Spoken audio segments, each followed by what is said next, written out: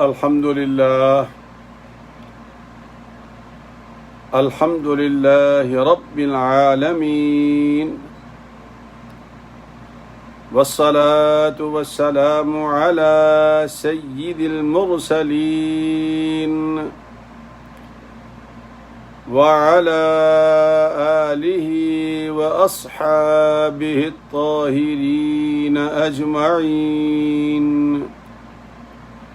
أما بعد فأعوذ بالله من الشيطان الرجيم بسم الله الرحمن الرحيم قال يا ابن أم لا تأخذ بلحيتي ولا برأسي إني خشيت أن تقول فرقت بين بني إسرائيل ولم ترقب قولي قال فما خطبك يا سامري قال بصرت بما لم يبصروا به فقبضت قبضة من أثر الرسول فنبذتها وكذلك سولت لي نفسي قال فاذهب فإن لك في الحياة أن تقول لا مساس وإن لك موعدا لن تخلفه وانظر إلى إلهك الذي ظلت عليه عاكفا لنحرقنه ثم لننسفنه في اليم نسفا صدق الله العظيم بسم الله الرحمن الرحيم إن الله وملائكته يصلون على النبي يا أيها الذين آمنوا صلوا عليه وسلموا تسليما اللهم صل على سيدنا محمد وعلى آل سيدنا محمد وبارك وسلم الصلاة والسلام عليك يا سيدي يا رسول الله وعلى آلك وأصحابك يا حبيب الله الصلاة والسلام عليك يا سيدي يا رحمة للعالمين وعلى آلك وأصحابك يا شفيع المذنبين انتہائی واجب الاحترام دوستو، بھائیوں، عزیزوں، عزیز بچوں، بہنوں اور بیٹیوں، السلام علیکم ورحمۃ اللہ وبرکاتہ۔ سورہ طٰہٰ 20 نمبر یہ سورت ہے، یعنی انڈیکس میں اس کا نمبر 20 ہے۔ 20 نکالیں گے سورہ طٰہٰ نکل آئے گی۔ سپارہ 16 ہے اور آیات 4 ہیں، 94 94، 95 95، 96 96 اور 97 97۔ 4 آیات ہیں، لیکن مضمون بڑا طویل ہے، تو میں اتنا پڑھتا ہوں جتنا میں ترجمہ کر کے اپنے وقت کو نبھا سکوں، وگرنہ دل تو یہ چاہتا ہے کہ یہ پورا رکوع آپ کو سنایا جائے تاکہ آپ کو شرح صدر ہو، لیکن کرو مطلب ہے کہ آپ 2-4 آیات پیچھے پڑھ لینا، 2-4 آیات آگے پڑھ لینا، ترجمہ جب پڑھیں گے آپ۔ اور دوسرا جو اس کا مضمون بیان ہوا ہے وہ ہوا ہے سورہ اعراف کے اندر، آیت نمبر 140 سے لے کر 153-54 تک، اسی مضمون کو اللہ نے وہاں بیان کیا ہے۔ دوستو، بھائیوں اور میرے بچوں، اللہ کا قرآن ہے، یہ رہنمائی کرتا ہے ہم جو جھوٹ سچ سارا دن سنتے ہیں، اس سے کہیں بہتر ہے کہ اللہ کی کلام کی 4 آیات مجھ سے سن کر باقی اپنے قرآن میں ترجمہ پڑھ لیں، اور ایک آپ کو خوبصورت پکچر مل جائے گی، ایسی خوبصورت شکل مل جائے گی کہ آپ اپنی بعض باتیں جو دماغ میں پہلے سے گھسی ہوئی ہیں وہ آپ کو دم توڑتی نظر آئیں گی۔ میں نہیں توڑ سکتا، کوئی آپ کا دماغ نہیں صاف کر سکتا، چونکہ جو بیٹھ گیا سو بیٹھ گیا۔ لیکن اللہ کا قرآن ایک ایسی کتاب ہے اللہ کی کہ اس کو جب آپ پڑھیں گے، اس کا ترجمہ پڑھیں گے اور کچھ اس درویش کی باتیں یاد آئیں گی تو پھر آپ کا دل کرے گا کہ یار واقعی میں غلطی پر تھا، اور جو کچھ مجھے کاریگروں نے بتایا وہ واقعی کاریگر تھے۔ میں لفظ کاریگر کہا کرتا ہوں اکثر، اس کو سمجھو کہ کاریگر کیوں کہتا ہوں۔ یہ اللہ کی آیات کو ٹویسٹ کرتے ہیں اور اپنے ذہن کو لا کے داخل کرتے ہیں۔ اس لیے آپ کو جب خود غور کرنے کی عادت پڑ جائے گی نا، خود غور کرنے کی، تو آپ کی طبیعت خوش ہو جائے گی۔ آج کا سبق بھی ایسا ہی ہے، اس میں 2-3 باتیں اللہ پاک نے بڑی خوبصورت بیان کی ہیں۔ اللہ پاک جب کسی کو چنتا ہے تو نبی بنا دیتا ہے، اور یہ ضروری نہیں کہ اللہ رب العزت نبی کو ہمارے ووٹوں سے بناتا ہو، نا، ہمارے ووٹوں سے نہیں بنتا نبی، لہذا ہمیں تو کوئی حق ہے ہی نہیں کہ نبی کی شان پر یا نبی کے علم پر یا نبی کے تصرف پر اپنی رائے زنی کریں۔ ہم تو اللہ نے مشورہ لیا ہی نہیں۔ موسیٰ علیہ السلام اور ہارون 2 بھائی تھے، پہلے بھی آپ سن چکے ہیں۔ اللہ نے حضرت موسیٰ علیہ السلام کی درخواست پر حضرت ہارون کو نبی بنایا تھا، اور یہ بڑے بھائی تھے اور موسیٰ علیہ السلام چھوٹے بھائی تھے، لیکن عہدے میں حضرت موسیٰ علیہ السلام بڑے تھے اور حضرت ہارون ان کے وزیر نبی تھے۔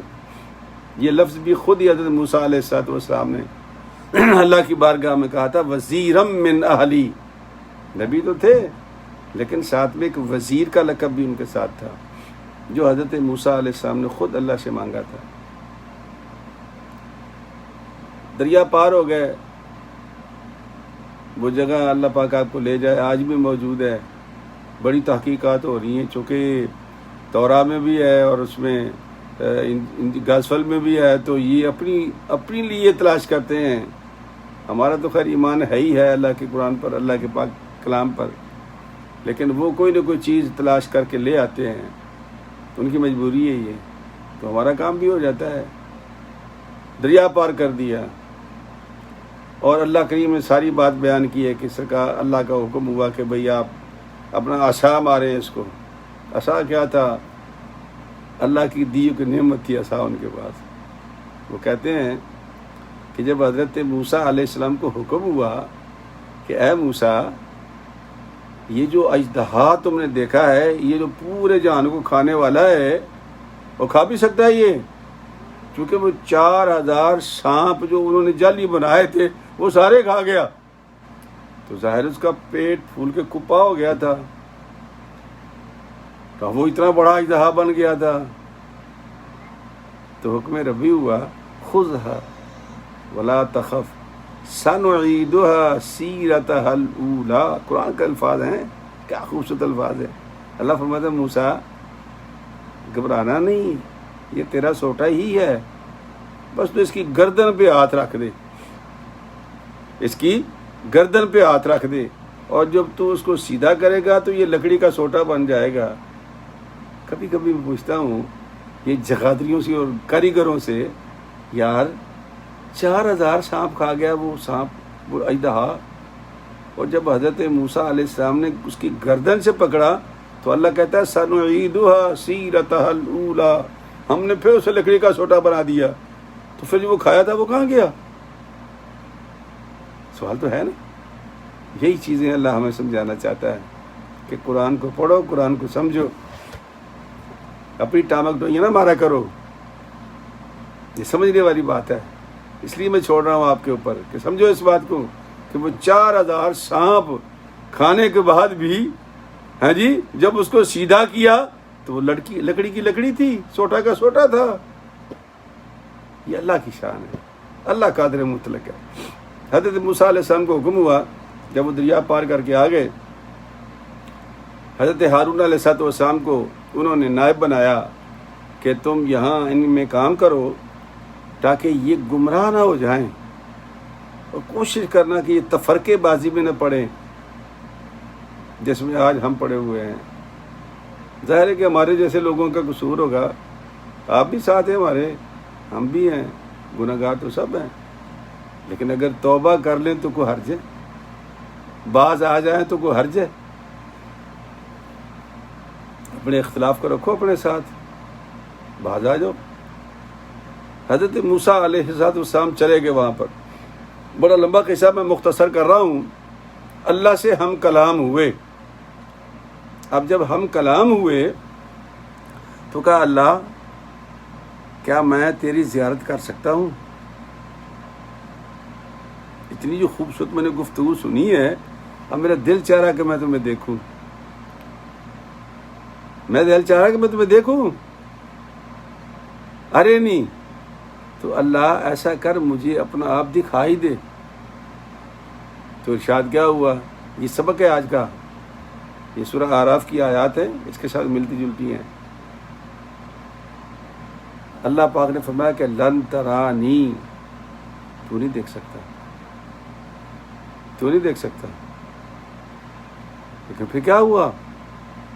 فرمایا موسیٰ پریشان نہ ہو، میں اس لیے نہیں کہہ رہا کہ تو دیکھ نہیں سکتا، تو میرا نبی ہے، تم نے مانگا ہے نا مجھ سے، چلو دکھا دیتا ہوں.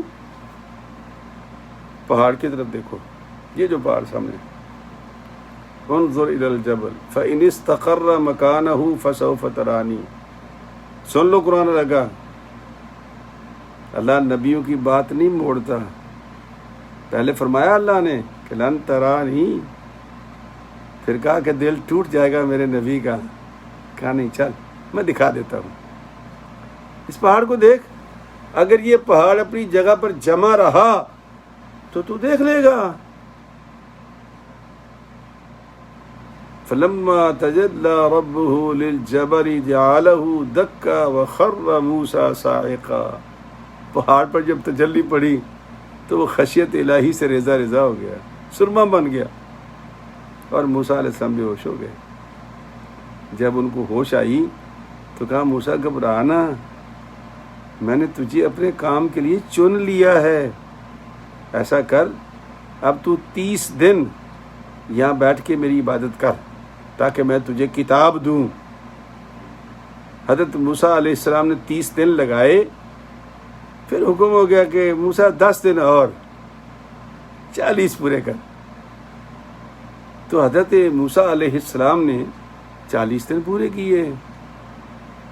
اس دوران میں ان کو خبر ملی. خبر دینے والا کون ہے؟ اللہ. کہ تیرے پیچھے تیری قوم میں تفرقہ پڑ گیا ہے اور وہ ایک بچڑے کی پوجا کر رہے ہیں. تو حضرت سیدنا موسیٰ علیہ السلام 40 دن کا چلہ اور تختیاں، وہ جو 10 کمانڈمنٹس جسے کہتے ہیں، وہ تختیوں پہ جو بھی احکام ملے وہ لے کے نیچے اترے پہاڑ سے.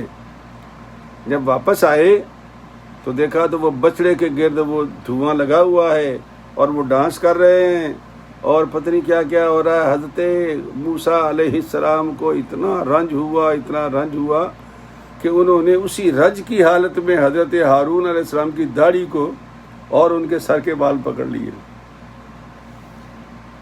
جب پکڑ لیے تو فرمایا کہ وہ یہ کیا کر دیا، یہ کیا کر دیا تم نے؟ کیا تمہیں میری بات یاد نہیں تھی کہ میری امت کا خیال رکھنا؟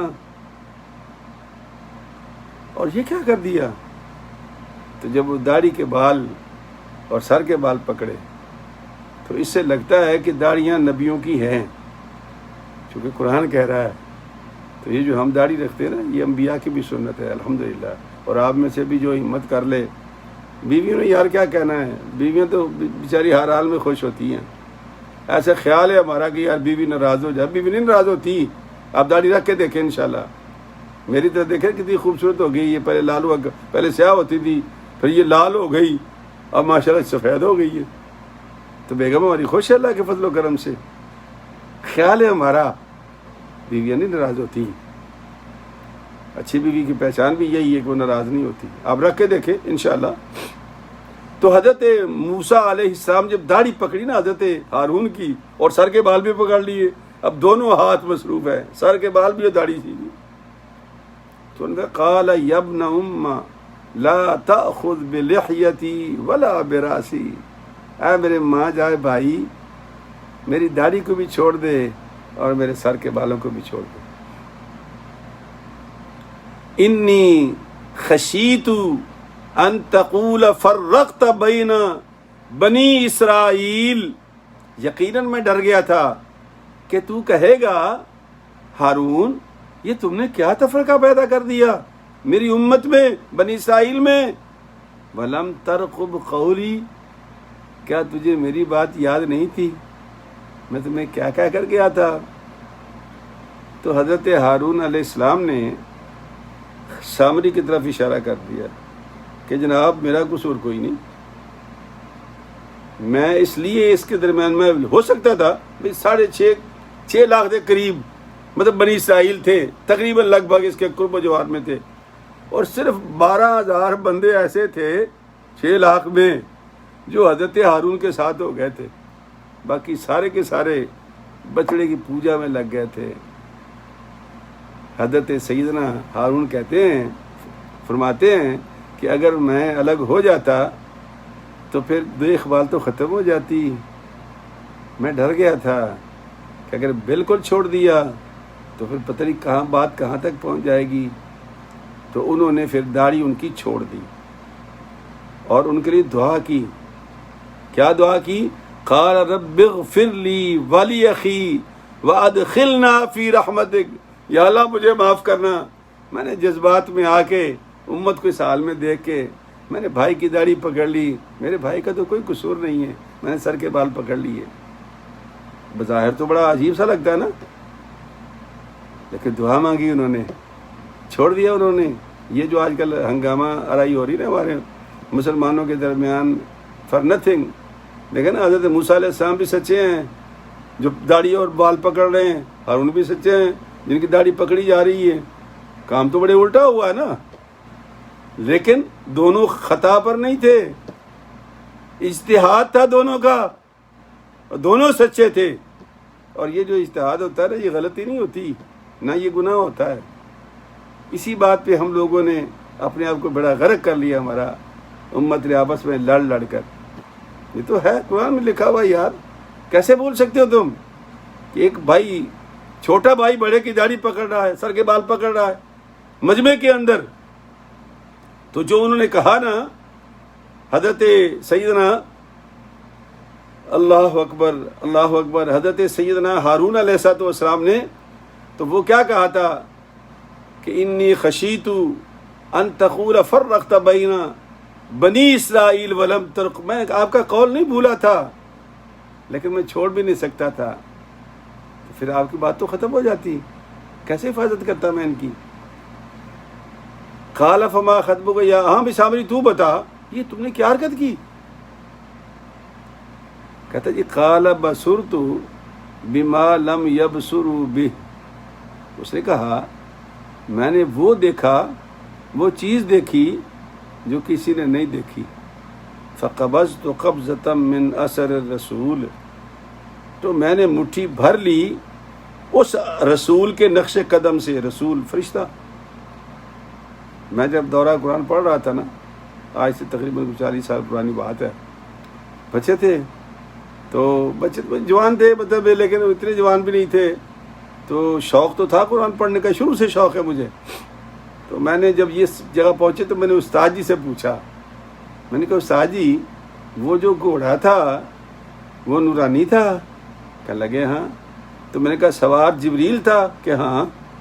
تو وہ سوار بھی نورانی تھا اور سواری بھی نورانی تھی، تو پھر استاد جی وہ جو زمین پہ پیر لگا تھا، جو مٹی سامری نے اٹھائی تھی پیر کے نیچے سے، فقبضت قبضۃ من اثر رسول، وہ تو اسی جان کی مٹی تھی۔ کہاں اسی جان کی مٹی تھی؟ تو میں نے کہا یہ بتاؤ کہ جب وہ مٹی اس سامری جادوگر نے اٹھا کر وہ جو سونے کا بچڑا بنایا تھا اس کے منہ میں ڈالی تو بچڑا بولنے لگ گیا تھا۔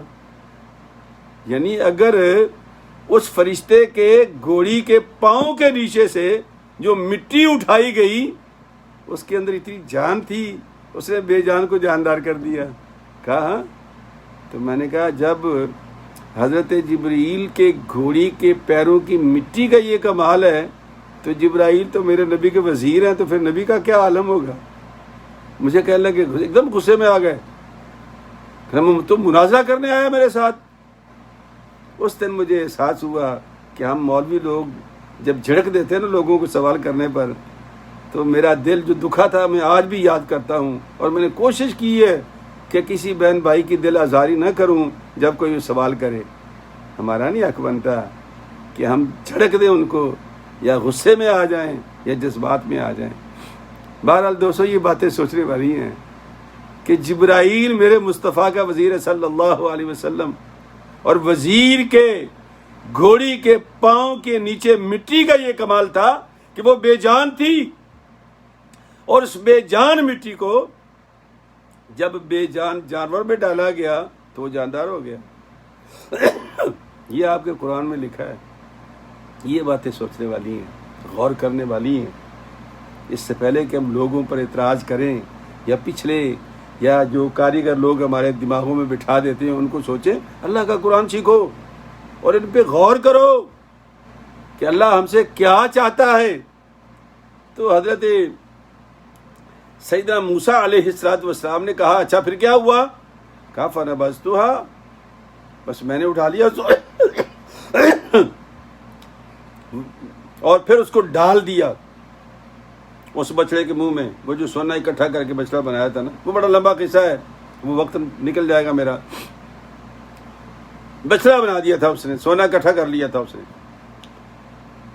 اور اس کی بھی ایک بڑی کہانی لمبی لکھی ہے بزرگوں نے، لیکن وہ پھر وقت کی بچت نہیں ہوتی، بڑی لمبی کہانی ہے کہ اس کو بھی حضرت جبرائیل امین نے ہی پالا تھا، تو وہ چونکہ پہچانتا تھا ان کی، اس لیے ان کے گھوڑی کے نیچے سے انہوں نے مٹی اٹھائی تھی۔ بہرحال کبھی موقع ملا تو یہ کہانی سامری کی سناؤں گا آپ کو انشاءاللہ۔ کہتے ہیں کہ وَكَذَلِكَ سَوَّلَتْ لِي نَفْسِي، میرے کاریگر نفس نے مجھے یہی بات سمجھائی تھی کہ موقع ہے، حضرت موسیٰ علیہ السلام پہاڑ پہ گئے ہوئے ہیں، ہارون کو ہم نے دبا دیا ہے، اب ایسا کر اس کی خدائی کا اعلان کر دے۔ وَكَذَلِكَ سَوَّلَتْ، یہ ہے کاریگری، اس کو میں کاریگر کہتا ہوں۔ وَكَذَلِكَ سَوَّلَتْ لِي نَفْسِي، مجھے میرے نفس نے یہی سمجھایا کہ موقع ہے اپنے آپ کو مشہور کرنے کا، شوشہ چھوڑ دو، جیسے آج کل چھوڑتے ہیں لوگ کہ جب ان کو کوئی نہیں پوچھتا تو وہ شوشہ چھوڑ دیتے ہیں، جب شوشہ چھوڑ دیتے ہیں تو پھر بلے بلے ہو جاتی ہے۔ یہ طریقہ ہے، سامری کی سنت ہے یہ۔ پھر کیا ہوا؟ حضرت موسیٰ علیہ السلام تو رنج میں تھے ہی، بھائی کے لیے تو دعا کر دی کہ یا اللہ مجھے معاف کر دے، بس میں جو سمجھا تھا وہ نہیں ہے، مجھے بھی معاف کر دے، میرے بھائی کو بھی معاف کر دے۔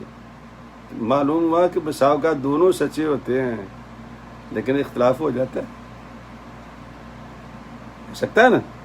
تو یہ جو کاریگر لوگ بیٹھے ہوئے نا، جو اس زمانے میں آ کے حضرت علی اور بی بی عائشہ صدیقہ کی جنگیں ہمیں سناتے ہیں، قرآن سے سیکھو قرآن کیا کہتا ہے۔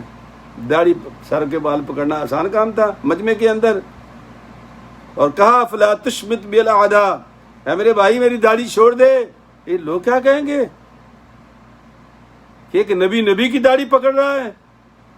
فلا تشمت بالاعداء، یہ دشمنوں کو موقع نہ دو ہنسنے کا، یہ ہارون علیہ السلام نے کہا تھا، جس کے بعد پھر آپ نے دعا بھی کی، تو پھر آپ نے دعا کی اس کے لیے۔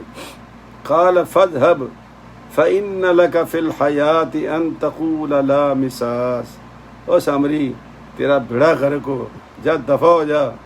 اب تو ساری زندگی یہی کہتا رہے گا اوے مجھے نہ چھونا, مجھے نہ چھونا, مجھے نہ چھونا. یہ تیرے اندر یہ چیز اللہ پیدا کر دے گا. یہ تیری دنیا کی سزا ہے کہ نہ تو کسی کو ہاتھ لگا سکے گا اور نہ کوئی تجھ کو ہاتھ لگائے گا.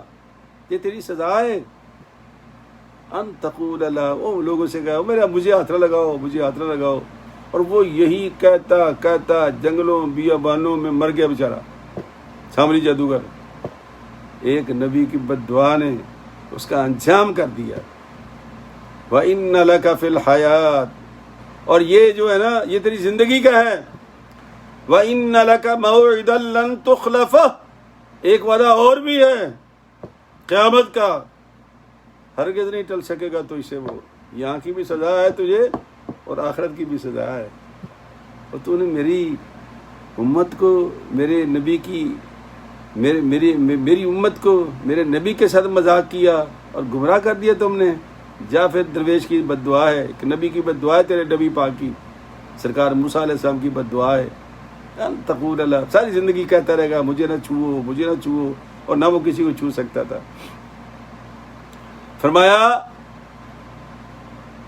وانظر الی الہک الذی ظلت علیہ عاکفا,